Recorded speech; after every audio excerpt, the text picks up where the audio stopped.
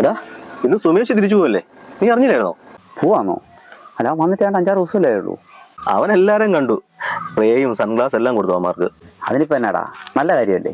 നിനക്ക് വിഷമമൊന്നുമില്ലടാ, നിന്നെ മാത്രമേ അവൻ കാണാൻ പോയുള്ളൂ കേട്ടോ. എടാ നീ ചെയ്തതിനെക്കാട്ട് ഒരു ഹെൽപ്പ് അവന്മാർ കൂടി ചെയ്തിട്ടില്ല. നീ കാരണമല്ലോ അവൻ രക്ഷപ്പെടാൻ തന്നെ കാരണം.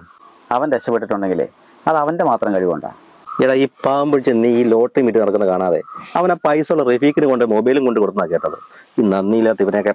എനിക്കൊന്നും വേണ്ടാ, അവനൊന്ന് രക്ഷപ്പെട്ട് കണ്ടാൽ മതി. അല്ല നിനക്ക് വേറൊരു പണിയില്ലേ? നീ ഒന്ന് പോയേ, എനിക്കേ ഈ ലോട്ടറി വിറ്റിട്ടാണ് എന്റെ കുടുംബം നോക്കാൻ. നീ ഇതിനകത്തുണ്ടായിരുന്നോ? എടാ എല്ലാം ഇത് ഇവന്റെ പ്ലാനാ. എന്നെ കുറിച്ച് കുറ്റം പറഞ്ഞാലേ നീ ഏറ്റുപിടിക്കുമെന്ന് ഇവൻ. എന്നെ കുറിച്ചൊന്നല്ല, ഒരു മനുഷ്യനെ കുറിച്ചും നിന്നെ കൊന്നാലും നീ ഒന്നും പറയത്തില്ലെന്ന് ഞാനും. എന്തായാലും ഈ പ്രാങ്കിലേ നീ വിജയിച്ചളിയാ. വന്നിട്ട് തന്നെ കാണാൻ പറ്റിയില്ല.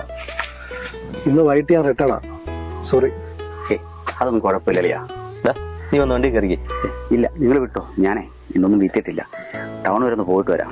ഇവനെ അവന്മാർക്ക് മൊബൈലും സ്പ്രേ ഒക്കെ കൊടുത്തു, അതുപോലെ എനിക്കും കിട്ടിയടാ ഒരു സന്തോഷം. ആണോ? ആ അതെന്നാ നിനക്ക് അറിയണ്ടേ, നീ എന്നെ സ്ഥിരം ശല്യപ്പെടുത്തുമല്ലോ വീടിന്റെ വാടക കൊടുക്കാന്ന് പറഞ്ഞിട്ട് കാശ് ചോദിച്ചോണ്ട്. ഇനി ആ ശല്യം എന്നാലും ഉണ്ടാകത്തില്ല. ശല്യമാണെന്ന് അറിയാളിയാ, പക്ഷെ ഞാൻ വേറെ ആരോട് ചോദിക്കാനാ? എന്നതായാലും ഞാൻ കറക്റ്റ് സമയത്ത് തിരിച്ചു തരുന്നില്ലേ? അതെ എന്നതായാലും ഇനി മേലെ എന്നോട് കടം ചോദിച്ചേക്കരുത്, ഞാൻ തരത്തില്ല. എടാ പൊട്ടാ, നീ വാടകയ്ക്ക് താമസിക്കുന്ന വീടുണ്ടല്ലോ ഇവൻ വിലക്ക് വാങ്ങിച്ചു. ഇനി എനിക്ക് വാടക കൊടുക്കാൻ വേണ്ടി ഞാൻ കാശൊന്നും കടം തരണ്ടല്ലോ. വരുമാനത്തിൽ നിന്നുള്ളതെന്നെല്ലാം കുറേശ്ശെ മാറ്റി വെച്ച് നീ താമസിക്കുന്ന ആ വീടില്ലേ, അത് ഞാൻ നിനക്ക് വേണ്ടി ഞാൻ മേടിച്ചടാ.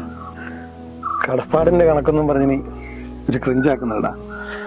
കഴിഞ്ഞ 5 വർഷം ഞാൻ നാട്ടിൽ വരായിരുന്നത് നിനക്കൂടി ഒരു കുഞ്ഞു വീടാക്കാൻ വേണ്ടിയിട്ടാ.